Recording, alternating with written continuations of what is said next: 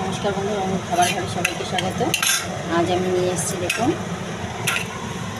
ইলিশ মাছের মাথা দিয়ে মুগ ডাল বানাবো বলে এই মাথাটা ভেজে নিয়েছি। এবার একটু ভেঙে ভেঙে দেবো। দিয়েছি জিরে, তেজপাতা, শুকনো লঙ্কা সব ফোড়ন দিয়েছি। আর এখানে ডালটা হলুদ, নুন, লঙ্কা দিয়ে, কাঁচা লঙ্কা দিয়ে সেদ্ধ করে নিয়েছি দেখুন। এবার মাথাটাকে একটুখানি ভেঙে ভেঙে দেবো দেখুন। একটু ভেঙে ভেঙে দিলে টেস্ট হবে এই আর কি। মাথার মধ্যে মিডিয়াম সাইজের মাথা, খুব বড় মাথা নয়। ইলিশ মাছের মাথা দিয়ে যা বানাবেন তাই ভালো লাগবে। লাউ দিয়ে হয়, মুগ ডাল দিয়ে হয়, ফুল শাক দিয়ে হয়, পালং শাক দিয়ে, যেটা দিয়ে ইচ্ছে সেইভাবে রান্না করতে পারেন। সেইভাবে আমি একটু মাথাটাকে একটু ভেঙে ভেঙে দিচ্ছি। অল্প মুগ ডাল বানাচ্ছি।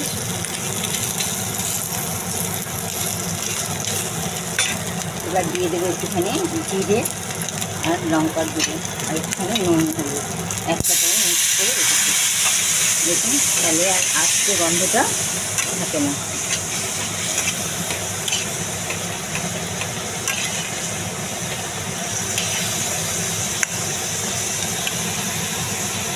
এইভাবে একটু কষিয়ে নেব, নিয়ে আমি ডালটা ছেড়ে দেবো। ডালটা তো সেদ্ধ হয়েই গেছে প্রায়। আর একটু রান্নার মধ্যে তো একটু ভেজে দেবো। আর দিয়ে দেবো ডালের মধ্যে চিনি। বেসনটা ভাজা ভাজা হয়ে গেছে। মাছের মাথাটা ভেঙে দেওয়াতে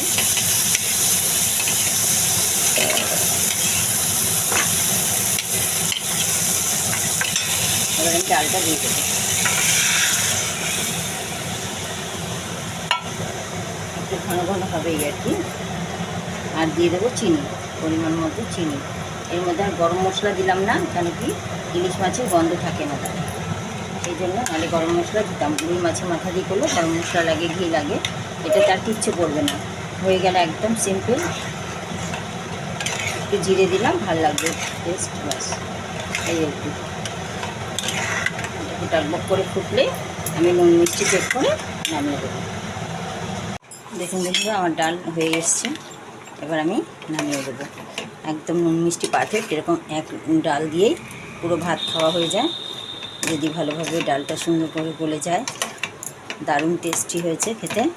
আপনারা একবার বানিয়ে খেয়ে দেখবেন। অনুরোধ রইল ভিডিওটি সম্পূর্ণ দেখার জন্য। সকলকে আমার অসংখ্য ধন্যবাদ। আর লাইক শেয়ার করতে ভুলবেন না। যে যেখান থেকে দেখছেন সকলকে আবারও বলছি ধন্যবাদ। আর লাইক কমেন্ট শেয়ার করবেন অবশ্যই। আর যদি চ্যানেলে নতুন হন চ্যানেলটিকে সাবস্ক্রাইব করবেন। আর ফেসবুক থেকে দেখলে ফেসবুকের পেজটি ফলো করবেন। দেখুন ডাল আমার কমপ্লিট। এবারে ঢাকা দিয়ে রেখে দেবো। একটু কাঁচা সরষের তেল দিলেও ভালো হয়, না দিলেও হয়।